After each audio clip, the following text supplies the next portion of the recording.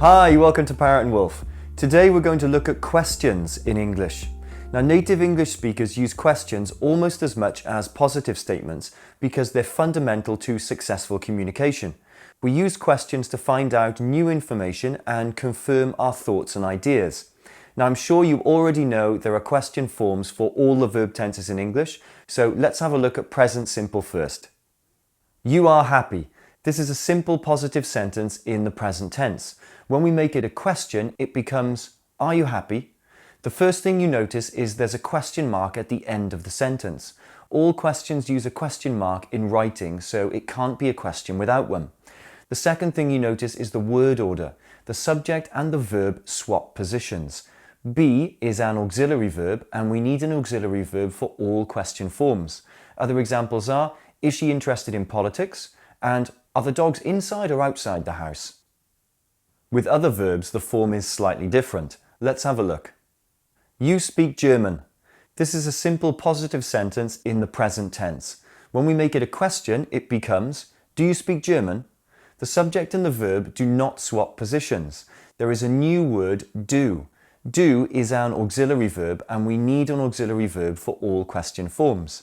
Other examples are, does John play football? And do they like chocolate? Okay, so that's present tense, nice and easy. Now what about past tense? You were happy. This is a simple positive sentence in the past tense. When we make it a question, it becomes, were you happy? The subject and the verb swap positions because be is an auxiliary verb.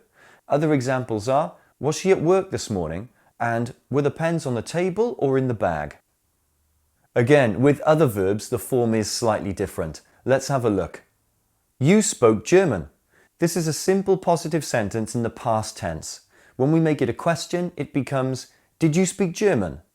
The subject and the verb do not swap positions. There's a new word, did. Now did, past tense of do, is an auxiliary verb, and we need an auxiliary verb for all question forms. Notice the normal verb speak is also in present tense. Other examples are, did Emma download the taxi app? And did your friends eat all the chicken sandwiches? So that's past tense. Remember, there's a slightly different form for state questions using the verb be. From now on, we'll consider them with other verbs altogether. Now, let's look at future questions. Ian will arrive tomorrow. This is a simple positive sentence in the future tense. When we make it a question, it becomes, will Ian arrive tomorrow?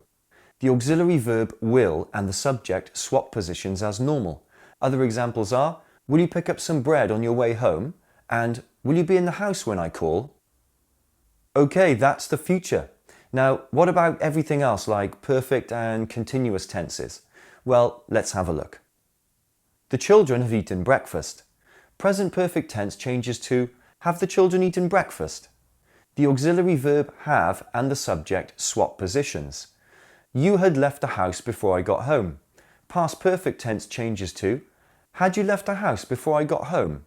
The auxiliary verb had and the subject swap positions. You can see what's happening here, right? In question form, the first auxiliary verb and the subject always swap positions. The other tenses are exactly the same. Will he have left by the time I get home? Are you eating with Emma later? Sorry to bother you, are you going to the party later? Should they have eaten before or after the race? Had you been driving all day when I saw you? Was he trying to get my attention? Can I go to the toilet? In all the above examples, the first auxiliary verb and the subject swap positions. This is the same for all question forms. Okay, great. So what about question words like who, what, where, why? How do they work? Do you eat ice cream? This is a simple question in present tense.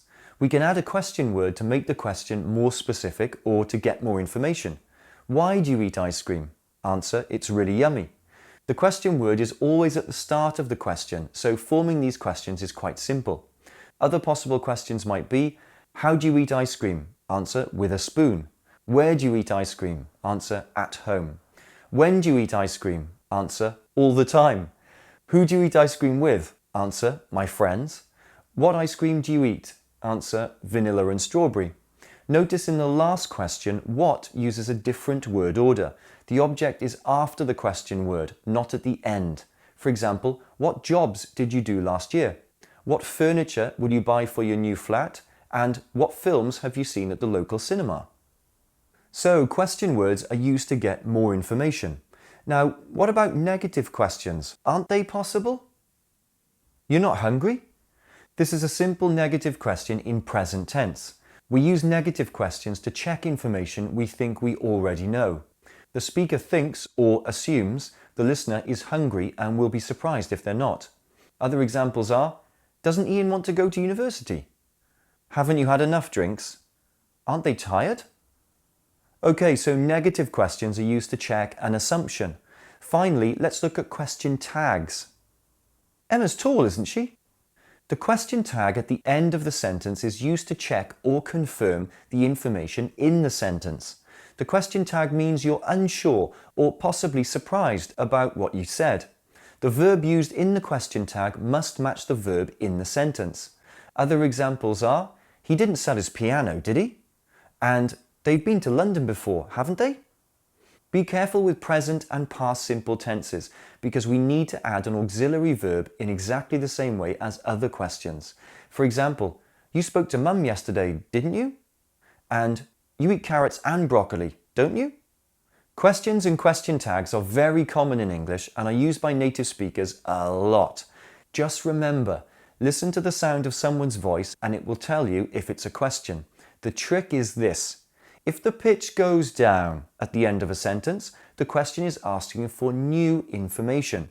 If the pitch goes up at the end of a sentence, the question is asking to confirm old information or already known information. For example, a new question, is Emma tall? Answer, yes. Confirmation, what, she's tall? Answer, yes. New information, down at the end. Old information, up at the end. Got it? So, to summarize, in questions, the auxiliary verb and the subject swap positions.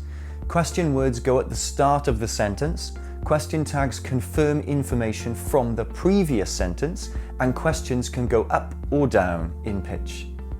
To find out more about learning English for Cambridge and IELTS exams, business and work, or general conversation, visit ParrotandWolf.com.